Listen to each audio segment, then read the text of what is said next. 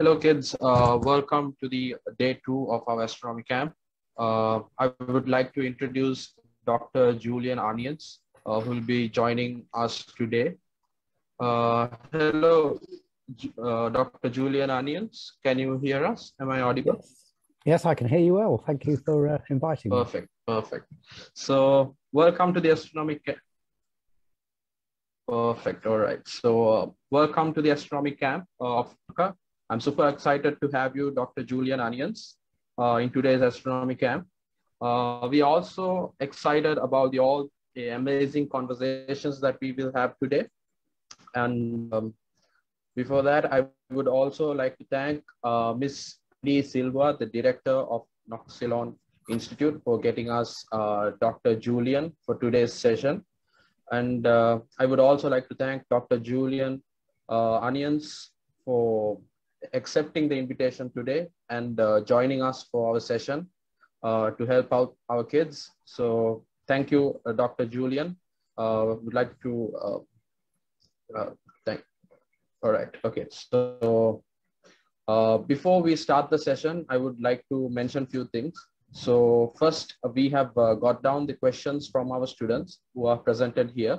And I will be presenting those questions on the screen so that Dr. Julian, you can read them out, and it will be much easier for you as well.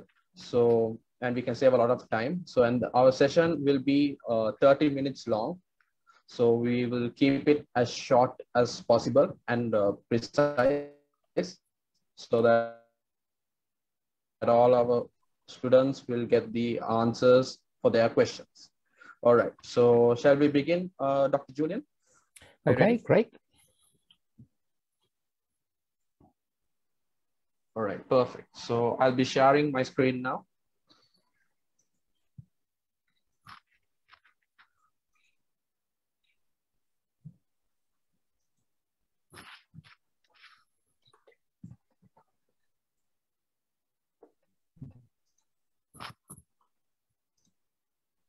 Okay, guys, is my screen visible, Dr. Julian? Yes, I can see it. Questions and answer session.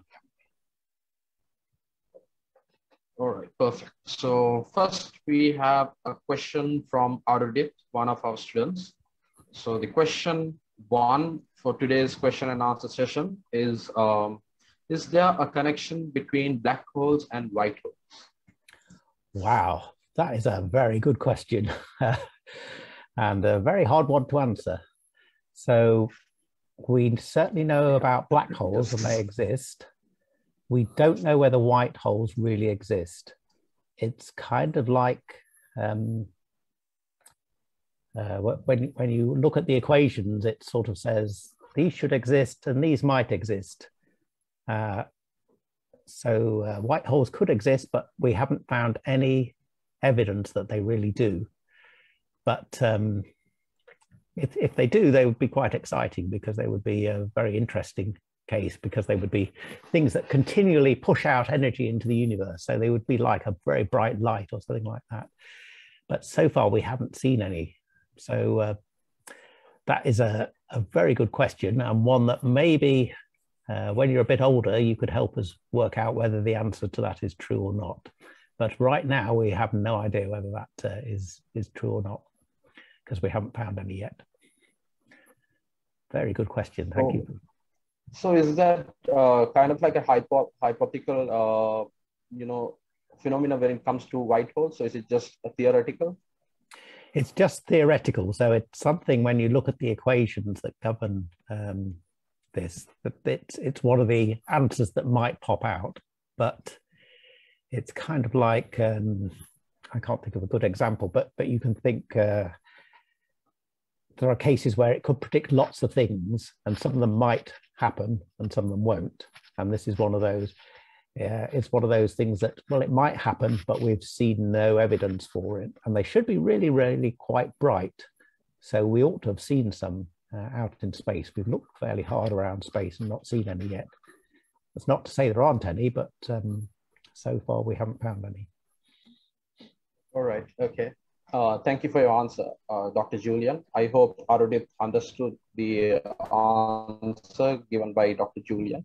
All I right, hope so so too. let's move on. Yeah, so let's move on to the second question we have today. So the second question is from Sudhita, who is also a student. Uh, so his question for today is, how do you become an astrophysicist? Oh, that's another good question. Wow, you've got some very bright people here. So, Yes, indeed. so to become an astrophysicist, you first have to study physics. So I don't know quite how it is there, but in the UK, you have to take the sort of basic exams at about age 16, where you do physics, usually chemistry and maths as well. And then you go on to study probably physics and maths at the next level up. And then you go to university and study just pure physics. So usually it's a pure physics degree. Sometimes it has astrophysics as a sub-bit. And then if you want to really become an astrophysicist, then you have to go on and do a PhD, which lets you be called doctor. So the degree takes about 3 to 4 years. The PhD can take another 3 or 4 years. So you're quite old really by the time you become an astrophysicist.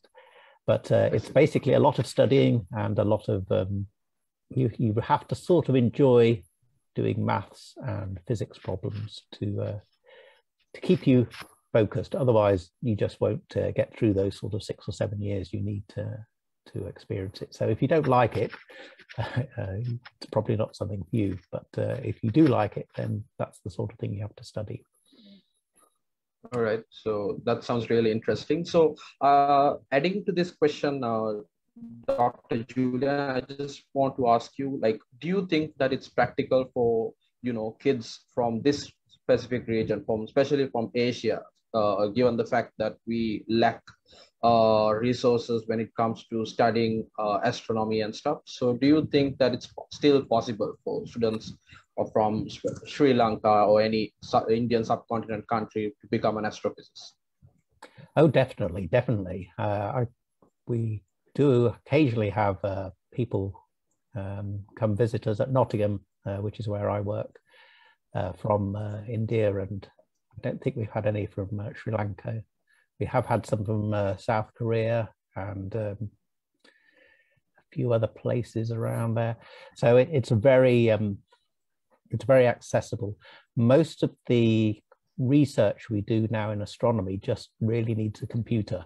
So if you have a computer of any sort, you can do astronomy research. You do need the knowledge that goes with it. So you have to, that's why you have to study these things at school to be able to understand it. But you don't really need very big telescopes. We don't have any big telescopes in the UK anymore. Our weather is just too bad for them. So we use telescopes in other places.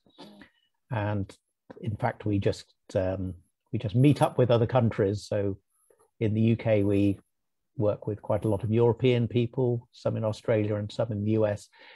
And they all put a little bit of money into a big telescope, usually in Chile or Hawaii or somewhere like that, where the weather is really nice for observing. And then we all share the data. So it's quite, and a lot of the data is now very publicly available. So anybody can actually sort of download data from these telescopes and start doing research. So it really is quite accessible now. So yes, do join us. Do come and make the next discovery in astronomy. Hopefully, I wish that would happen. And Mr. Julian, Dr. Julian, I just want to point out one thing that you just mentioned right now. So you were like, the telescopes are positioned at islands like Hawaii, especially in the islands situated close to the equator. So I have even read about this on the internet as well. So do you mind like explaining why is that, usually when they install telescopes, it's positioned at the equator? So why isn't it on the poles, like on the northern side of the, the Earth? That's a very good question. So the biggest concern for placing telescopes is really weather. So we like nice clear skies. We don't want clouds because that stops observing. So usually they place telescopes as high up as they can. So they look for really big mountains. So that's why Hawaii is good. That has a very tall mountain. So when you're up that high, a lot of the clouds are below you because you're up so high. So they get very clear nights. Also, the atmosphere is quite stable at that height. So that's why they go there. Chile is another really good place because they have a very high sort of plateau of mountains. So again, you're above the weather.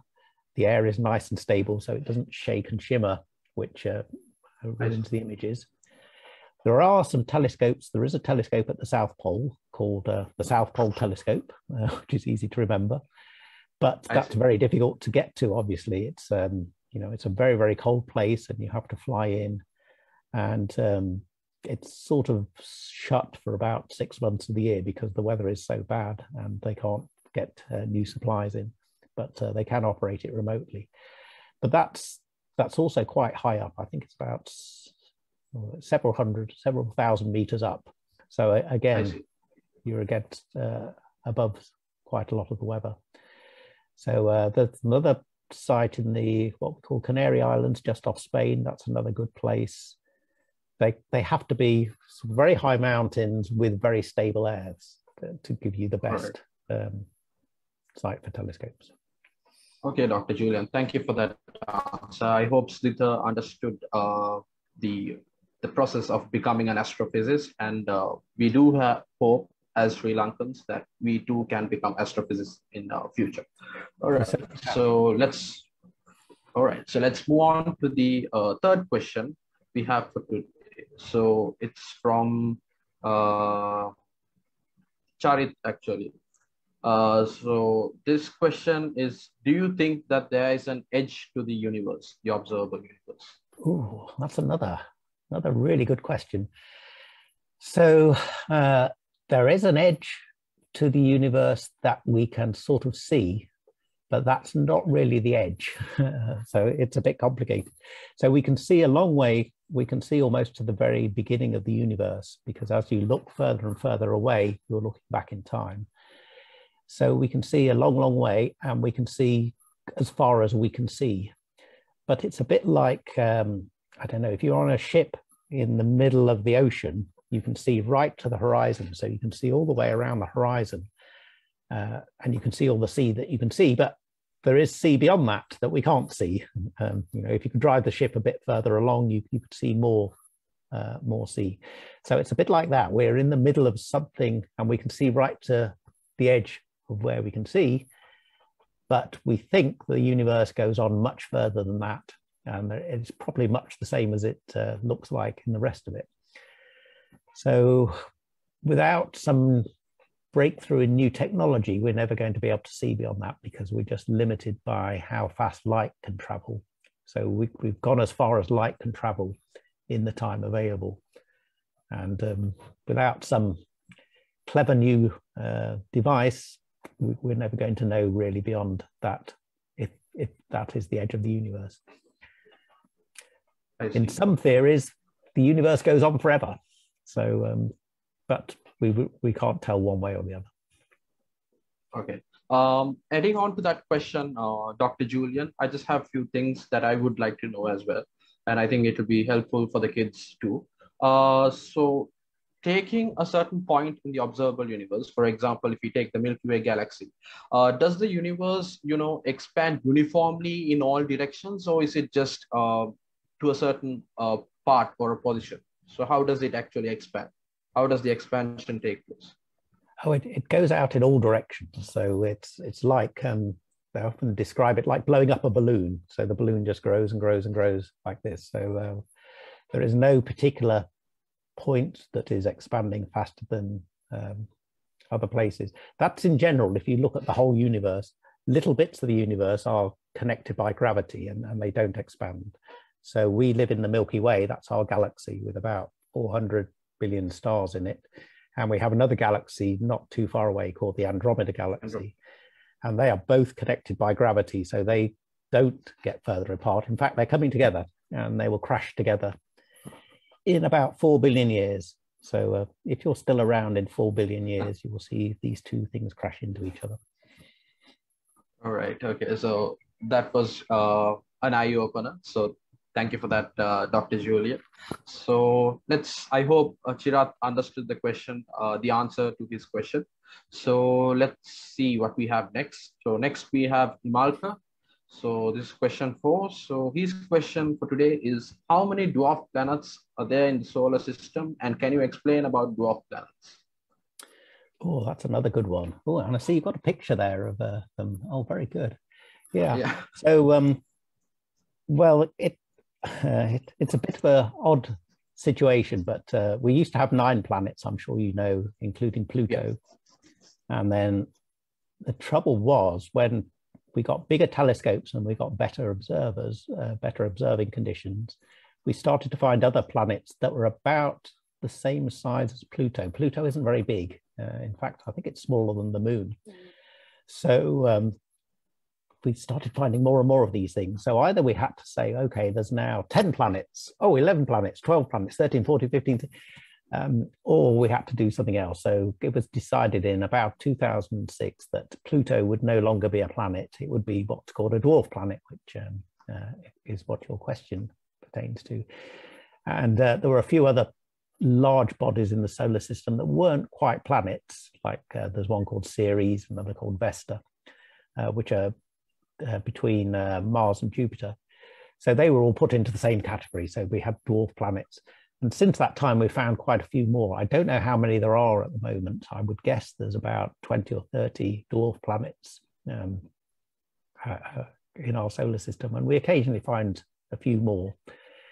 So that's kind of where they are. They're sort of somewhere in between the size of a moon and the size of a really big planet. And just to keep things easy, we decided to call them dwarf planets. So they're anywhere between, I guess, about 300 miles across to a few thousand miles across, about 1,000 or 2 like Pluto. So it's anything in that category is a dwarf planet because we're fairly sure we're going to find even more of them.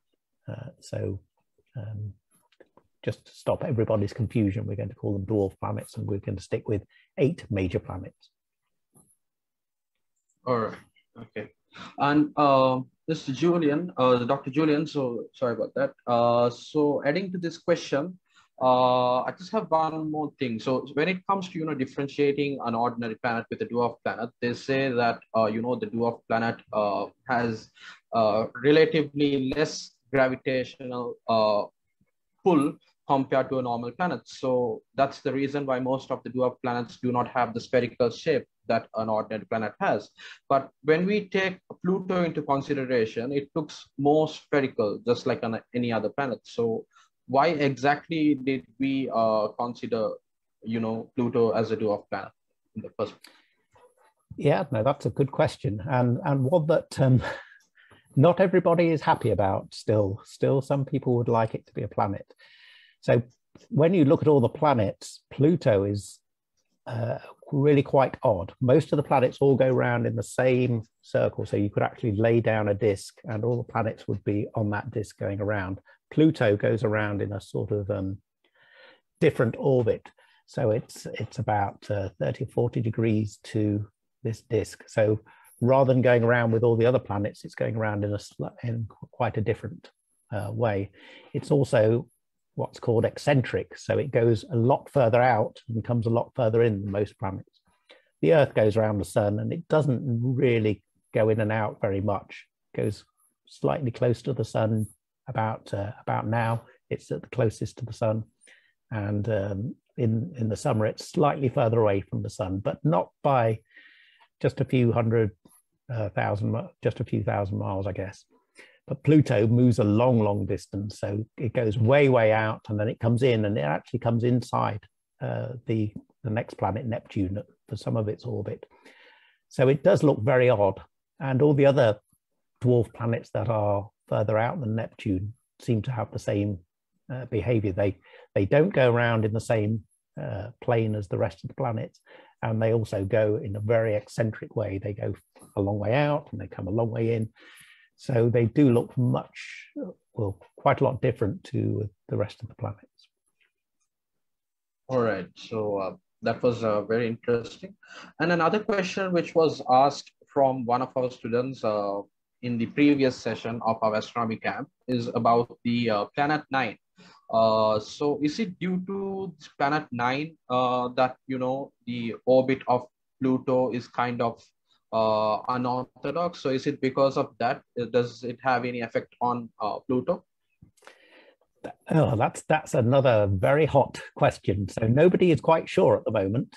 So there are a group of people, mostly in California, who are saying that if we had another really big planet and quite a long way out, much, much further than Pluto, then that could explain some of the things we see. And there are other groups of people that say, no, we don't need that. We can actually explain it by other mechanisms. So people are looking quite carefully to see if they can find this extra big planet. It would be quite hard to see because it would be a long way out, so it would be very dim. But we have very big telescopes now, so we ought to be able to find it. But so far, all the searches have not turned anything up. So people are wondering, which side is it going to be? Is there going to be a big planet that explains some of these things, or can we explain it with other reasons? So I suspect in the next 3 or 4 years, we'll know the answer to that. But right now we don't. And people are still divided on it. Okay. All right. Thank you for that answer, Dr. Julian. So let's see what we have next. So the 5th question is from Arudit again. So this time is asking, is there a parallel universe of our universe? So like a copy of it. That is another good question. So some people have suggested that. In fact, there's a researcher at, I think it's MIT, who is a big proponent of this, likes this idea a lot. So we could have parallel universes, which are sort of other universes that we could get to perhaps by some mechanism that we don't know at the moment. So some of the theories suggest that there are other parallel universes, and some of them don't. The big problem with this question is that if there are parallel universes like our own sort of next door to us, we have no way of knowing how to either connect to it or contact it or even prove it exists. So right now it's like a very good thought experiment. Perhaps there could be other universes, but we don't know of any way possible to actually tell if they're really there. So it's not a question. People have thought about this question, but it's not a question that we've made any progress on because we don't know how to answer it. So maybe Aradith can study astrophysics and come up with the answer to that for us in a few years' time. Well, Aradith actually had another question too. So, Dr. Julian, so you mentioned that, there isn't any specific way or any means of traveling from our universe to another universe. So Arudit was like, he asked another question too. So it was basically, how do I create a wormhole? So is there any possibility that, you can travel to a wormhole and get to another place in the universe or probably outside the universe? That is a possibility, but it's quite a remote one at the moment. It's very difficult to create a wormhole. These are like sort of shortcuts through the universe. So if the idea is if you go into a wormhole, then you go in here and you pop out somewhere completely different. So it's like a shortcut through the universe. But it's very, very difficult to make these wormholes, even theoretically. If you just do the maths on the paper, it needs a lot of things to come together. You need a lot of mass. You need many, many suns of mass in just the right combination to make one of these things. And they seem to be very, very unstable. If you make one, they sort of fall apart very quickly. It's like balancing a pencil on its point. You can perhaps get it to balance for a fraction of a second, but it's going to fall over very quickly. So that seems to be what these wormholes are. And again, we don't really know whether they exist. The theory seems to suggest they can, and they might have special properties, but they seem to be very, very difficult things to make and very difficult things to keep around. So once you've made them, they seem to fall apart very quickly. Well, we haven't made any, but the physics says once you make one, they would fall apart very quickly unless you can find some way to make them stable. So that's another good question you could research and solve for us. Okay, all right. Thank you for that. I believe Ardit has another question too. So I think Ardit has a lot of questions to ask from Dr. Julian. So Wow. The next question I think he's going to be an has astrophysicist. is probably I think the same. So question 6 is strange matter real? Yes, there is certainly stuff called strange matter. It's, again, very difficult to make. We have made it in particle colliders. So regular matter is made of atoms, which are made of protons and neutrons are made of things called quarks. And we have the just basic quarks. They're called, strangely, they're called up and down quarks. So we have up and down quarks that make up neutrons and protons, and they make up atoms, which make up us. But there are different types of these quarks that are heavier than the standard ones. And one of the first ones of those is called the strange quark.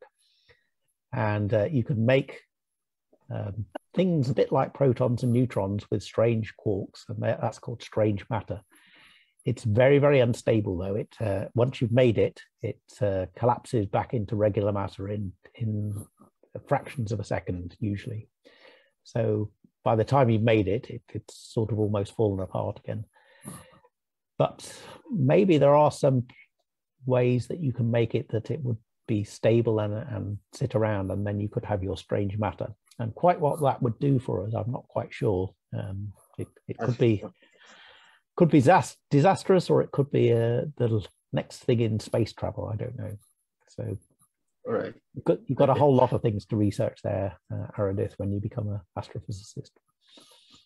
I see. Okay. So, and another question, very similar to this, is that Aradith actually asked this question to me. So that's basically, do neutron stars have strange matter? They probably do. So neutron stars are very, very weird things anyway. They are quite small. They're about 10 kilometers across. So that's taking the entire sun and squashing it down to something about the size of a big city. And what goes on right inside those is probably not known very well. We have seen neutron stars and we can sort of measure them, but they are a long way away. But because everything is so very compressed inside a neutron star, it's so squashed down. If you had a teaspoon of, if you put a teaspoon into a neutron star and brought out a lump of it, it would weigh hundreds of thousands of tons. So you wouldn't be able to lift it, even a teaspoon of it. It's so very, very dense. But inside those things, all sorts of strange things happen, and strange matter may well be existing inside that because it's so extreme and very hot. So yeah, could well be the case. Okay, thank you for that, Dr. Julian. I think that's all the questions that we have for today. So before we let you go, the kids over here were really excited to have you in our today's session. So they basically know that you are an astrophysicist, but it would be great if you can share us a few words about what exactly you do, and what are the work that you do as an astrophysicist, and what are the researches that you're working on, so that these kids will be more inspired. And if you don't mind, Dr. Julian. Yeah, certainly. Yeah. So I work at, or at least part of my time, I work at the University of Nottingham in England, which Nottingham's about in the middle of England. So a long way from the sea in all directions. And our group, the astronomy group there, we work on just galaxies. We don't work on, we don't look at individual stars or planets or things like that. We have to know a little bit about those, but we look at galaxies, so big collections of stars. And some of the people there, they use these very large telescopes to look at these very distant galaxies, and they're trying to work out how they came to be. and how they live and how they die, these big collections of stars. But I don't do that. I don't use telescopes at all, which seems a bit odd for an astronomer. But what I use is very big computers. So instead we make sort of models of how the universe might be, and we put it onto a big computer and we let it run. So it's a bit like a simulation. So if you played a game like Sims or something like that, it's a bit like that. You put it all into the computer and you let it run. And so we start with the Big Bang, which is the first event that happened. And we put all the conditions like that into a computer and we let it run until it's today. And then we look and see whether the universe that we've grown in the computer looks like the universe outside. So we compare it to pictures taken by other astronomers. And you know, if it looks very similar, then we think we understand some of the equations that control the universe, and we can make some insights. But we could also, a bit like computer graphics in a video game, you can make very nice images of these galaxies that you've grown in computers and universes, and color them and get some very nice pictures out of that. But it can also help us decide what else to look at. So if we see something in our computer models that say, oh, in this sort of galaxy, you get this sort of thing happening, then we can go and say to the astronomers who do use the telescopes, oh, why don't you go and look for this? You might find this sort of behavior happening in a galaxy. And if they do find it, then it's a sort of combined discovery like that. So there's all sorts of different things you can do in astronomy. You can study stars, you can study planets, you can study galaxies, you can study the universe as a whole. And you can either do it with telescopes, you can do it with mathematics, or you can do it with computers. So there's a whole set of things that you can do. Yes, that sounds very interesting and also complicated at the same time. So thank you for that. It's a bit of everything. All right, okay. And just one more request, Dr. Julian. So we would actually be really honored, the kids as well as Noxilon Institute, if you will join us in future as well, whenever we have another session. Not anytime soon, but probably sometime in the future. Do you mind joining us again, Doctor? No, I'd be really happy to. Yeah, some very good questions. Thank you so much. Your people there.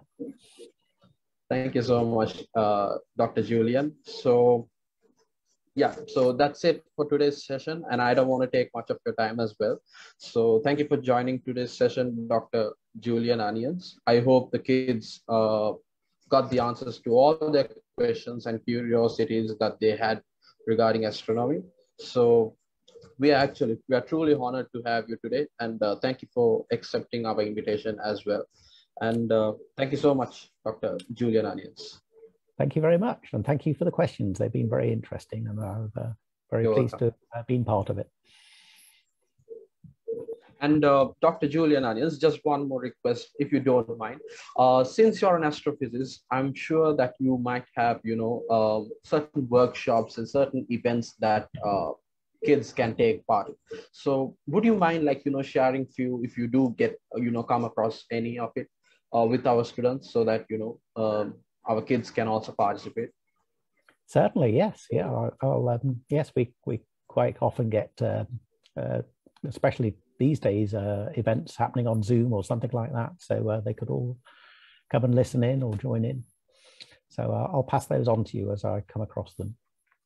All right. Thank you for that, Dr. Julian. Thank you so much. Right. Okay. Goodbye, everyone. Right. Thank you very much for your questions, and good luck. I hope to see some of you as astrophysicists in the future. Okay. Bye. Bye, sir. Bye. Bye, sir. Bye, sir. Bye. Bye, Dr. Julian. Okay.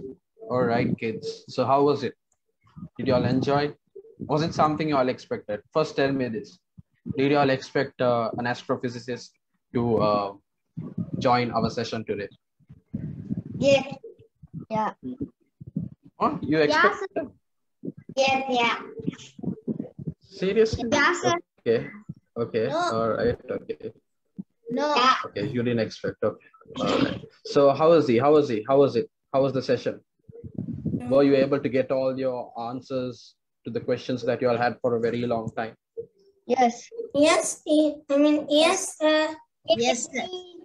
Yes, sir. Awesome. Awesome. Thank you.